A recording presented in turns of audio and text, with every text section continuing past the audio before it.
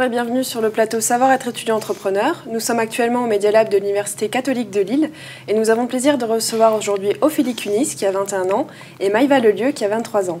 Bonjour. Bonjour les filles. Bonjour Marie. Est-ce que vous pourriez nous parler de votre projet de création d'entreprise ? Alors nous, on est dans le lancement. On a eu cette idée, notre idée il y a 3 mois environ, au début de l'année, parce qu'on avait un module de création d'entreprise dans nos écoles qui sont Espace et Estis, au campus Saint-Raphaël. Et donc, on a une idée. Donc, notre idée, c'est de créer une plateforme digitale. Une plateforme digitale, donc application plus site web, qui permettent aux utilisateurs de gagner du temps dans leurs achats plaisir, donc, dans plusieurs catégories, que ce soit la mode, les jeux, la culture, etc. Et donc, ceci via le système de géolocalisation des produits dans les alentours, donc avec l'application qui permettrait de sélectionner les produits que l'on cherche dans les magasins autour de nous. D'accord. Alors, donc, admettons, je recherche un cadeau pour ma mère. Il me suffit d'aller sur l'application ou le site web. Oui. Je rentre des coordonnées. C'est ça. Comment ça se passe ? Non. C'est pas vraiment des coordonnées, c'est des critères en fait. Donc, par exemple, si vous cherchez une veste, vous allez écrire veste rouge, taille 38. Et en fait, il va vous répertorier tous les magasins proposant l'article. Et vous pourrez sélectionner votre article et y être emmené via l'application. D'accord. Donc, est-ce qu'on peut du coup acheter via la plateforme ? Oui. Ou c'est simplement une réservation ? On peut réserver, on peut simplement y aller, sans réserve de stock. Ensuite, le réserver avec la réserve de stock ou l'acheter. D'accord. Et si le produit n'est pas disponible ? On vous suggère un autre produit. D'accord, donc c'est vraiment du sur-mesure. Voilà, c'est ça. En temps réel, normalement les stocks seront aussi entrés dans la base pour savoir s'il en reste ou pas. Et s'il n'en reste pas, normalement ce ne sera pas proposé. D'accord. Alors donc vous m'avez dit que vous êtes sur l'étude de marché, c'est ça ? Vous êtes vraiment au tout départ de votre projet. Quelles sont les prochaines étapes ? Alors, on a un petit peu avancé depuis l'étude de marché, donc on est sur l'étude de marché, mais on a eu un questionnaire, on a étudié un peu les attentes des utilisateurs, on a répertorié un peu tous les magasins qu'on aimerait cibler au départ sur Lille, parce qu'on veut concentrer notre activité premièrement sur Lille, parce que c'est un peu notre ville et c'est plus facile. Et donc, on est à ce stade-là, on a créé notre logo très récemment. Donc Wims. C'est ça, Wims. Et... voilà, on est en train de faire une ébauche un peu de site web, un peu voir l'image qu'on veut refléter pour l'utilisateur. D'accord. Alors Wims, est-ce que ça a une signification particulière ? Est-ce que vous pouvez nous en parler ? Bien sûr. Wims, ça veut dire caprice en anglais. D'accord. Donc on a un peu remodifié le mot, normalement ne s'écrit pas avec 2 E. On l'a remodifié pour faire un peu plus tendance web. Et donc on a mis Wims, donc caprice. Ça veut dire caprice, envie, lubie. C'est un peu tout ça. D'accord, en référence au shopping. C'est ça. Les achats un peu compulsifs qu'on peut avoir. D'accord. Alors, vous avez parlé tout à l'heure de l'espace Espol, Estis. La formation que vous suivez donc, toutes les deux, est-ce que ça vous a préparé à cette création d'entreprise ? Comment vous avez appréhendé le démarrage ? Alors, dans mon école, on est très polyvalent parce que c'est une école de commerce et de sciences. Donc, on est très polyvalent, on voit un peu de tout, on voit de la gestion, du droit commercial, du marketing, comment vendre, la vente, B2B, etc. Donc, on a un peu, personnellement, j'ai un peu vu tous les aspects, entre guillemets, même si c'était les bases.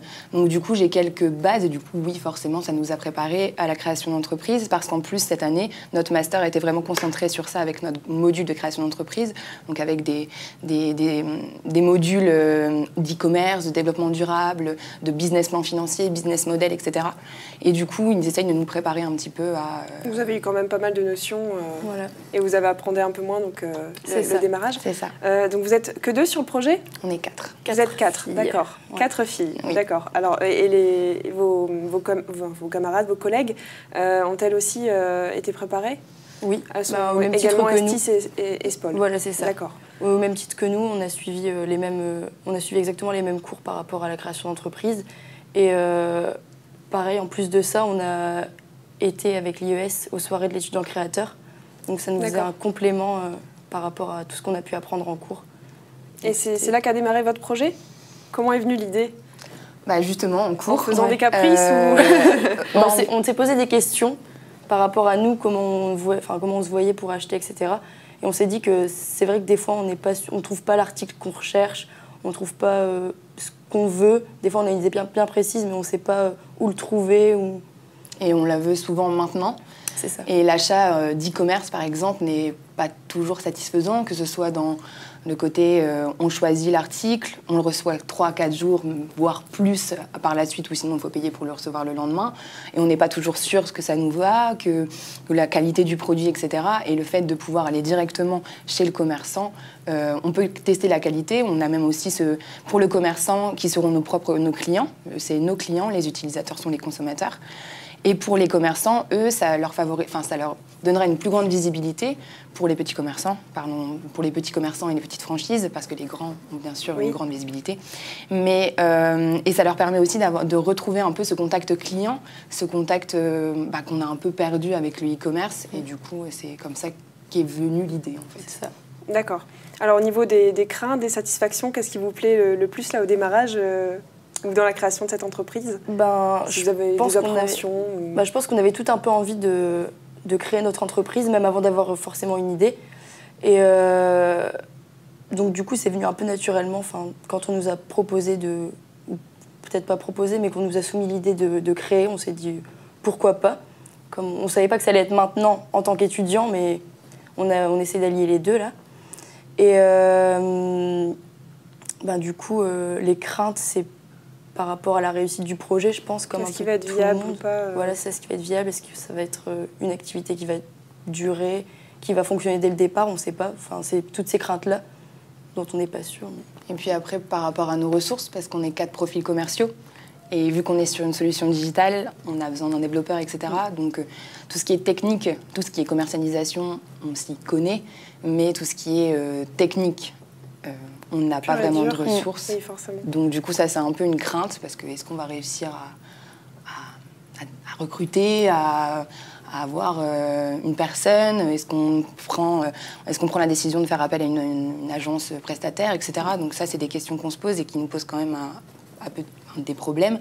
Et aussi l'argent, parce qu'on ne s'était pas préparé à créer cette année. Donc voilà, c'est nos plus grandes craintes.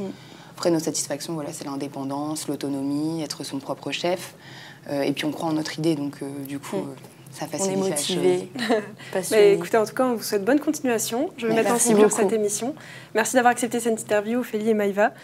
Et puis, à bientôt pour un prochain épisode de Savoir être étudiant entrepreneur.